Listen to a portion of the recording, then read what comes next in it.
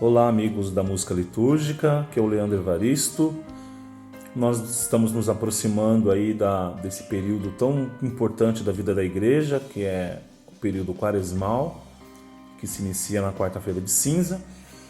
E sempre existe aquela dúvida. Aqui no Brasil é colocado para a reflexão também da campanha da fraternidade. Esse ano o tema Fraternidade, Vida, Dom e Compromisso. E o lema: viu, sentiu compaixão e cuidou dele.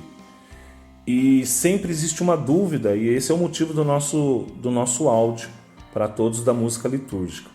Sempre as pessoas me mandam mensagem em todos os locais que eu passo para dar formação, e já aumenta nesse período a pergunta sobre os cantos, os benditos cantos da campanha da fraternidade. Então a primeira coisa que a gente precisa entender é que a campanha da fraternidade ela apenas inicia no período da quaresma, mas ela transpassa o ano inteiro. Só que aqui no Brasil, desde 1974, talvez na época se pensava-se que tinha que fazer com que esse período da quaresma também fizesse uma reflexão dentro da liturgia. E até um período funcionou isso, até relativamente bem. Porém, graças a Deus, em 2006 a CNBB, junto à Comissão de Liturgia, e também a música litúrgica, repensaram isso e, graças a Deus, voltaram a celebrar a quaresma. Bom, a gente tem a campanha da fraternidade, a gente pode refletir a campanha da fraternidade dentro dos círculos bíblicos, você pode refletir na catequese, você pode refletir até no grupo de oração, em qualquer outro local que não precisa ser dentro da liturgia. Alguns lugares, as pessoas colocam um hino de canto de abertura, totalmente incoerente. O mistério que celebramos não é a campanha da fraternidade. Ela é citada como início de reflexão, porém, o mistério que celebramos não tem nada a ver com a campanha da fraternidade. Então, a minha sugestão é que a gente utilize no canto final, porque a liturgia já acabou. E você tem outros locais, como já falei, você pode cantar o hino e fazer a reflexão toda fora da liturgia. Aí o que acontece? Como eu disse, desde 2006 está vindo no CD as músicas quaresmais.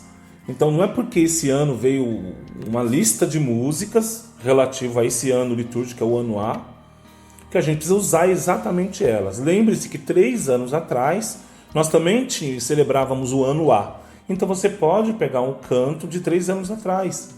Então segue o evangelho do dia, esse é o mistério que você vai celebrar, e você pode usar outros cantos. Porque normalmente as pessoas pegam o CD inteiro, não é obrigatório, mesmo porque se você for cantar o CD inteiro, a comunidade não vai acompanhar você. Então percebam a importância que é você entender o que é cantar a liturgia.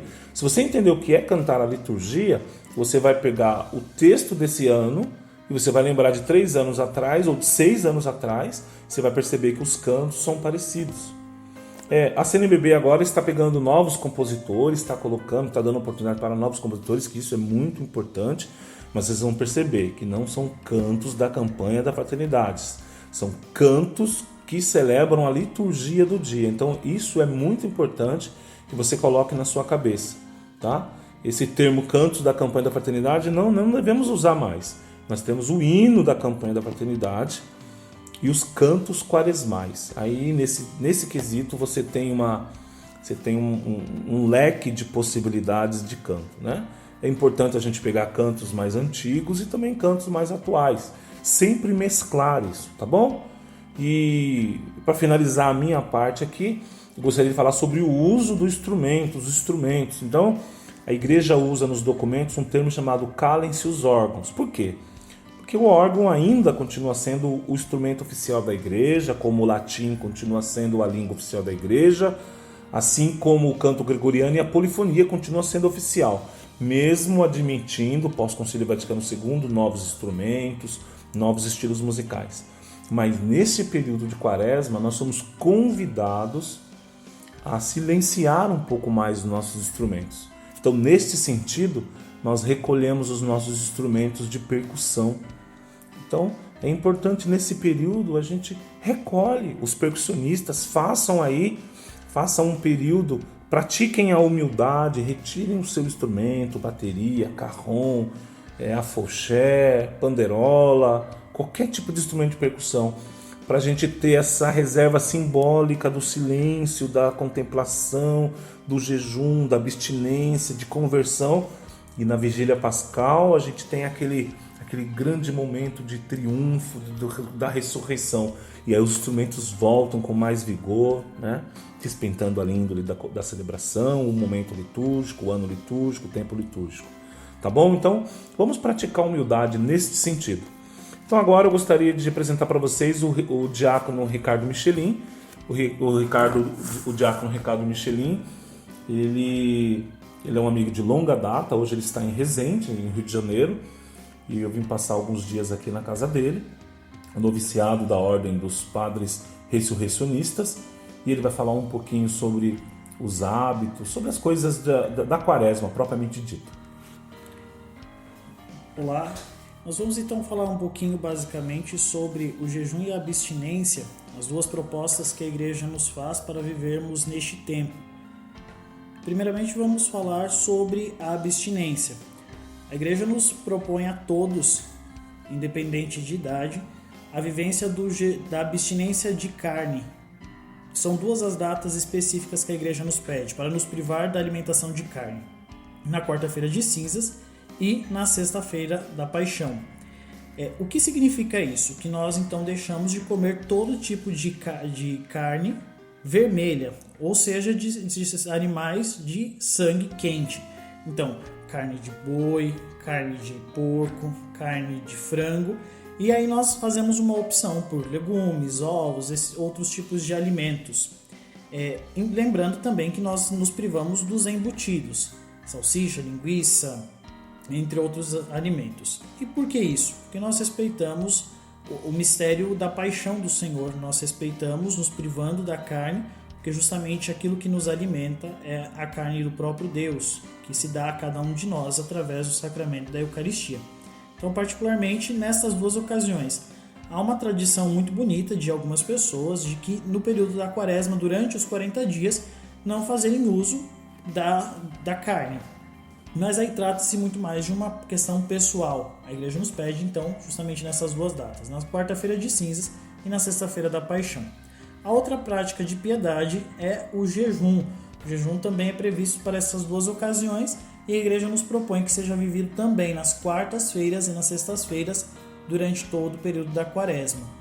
Outras pessoas também, como disse, podem fazer essa prática durante todo o período quaresmal.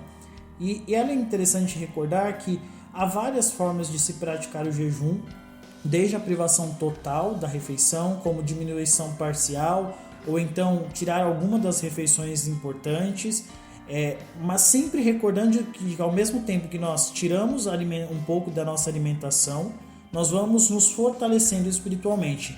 Não se trata de uma dieta, não é período para querer emagrecer, mas é um período em que nós tiramos um pouco da nossa alimentação para nos recordar de que aquilo que de fato nos sustenta e nos ampara é o próprio Deus.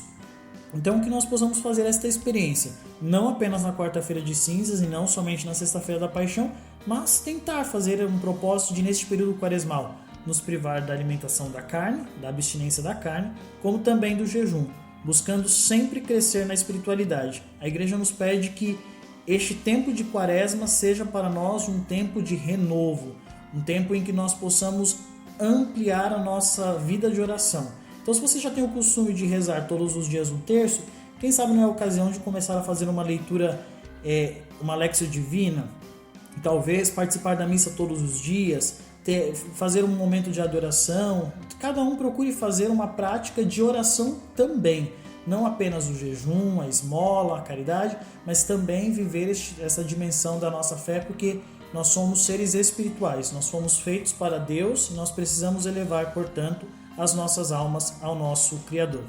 Fiquem com Deus, Deus abençoe a todos, em nome do Pai, do Filho e do Espírito Santo. Amém.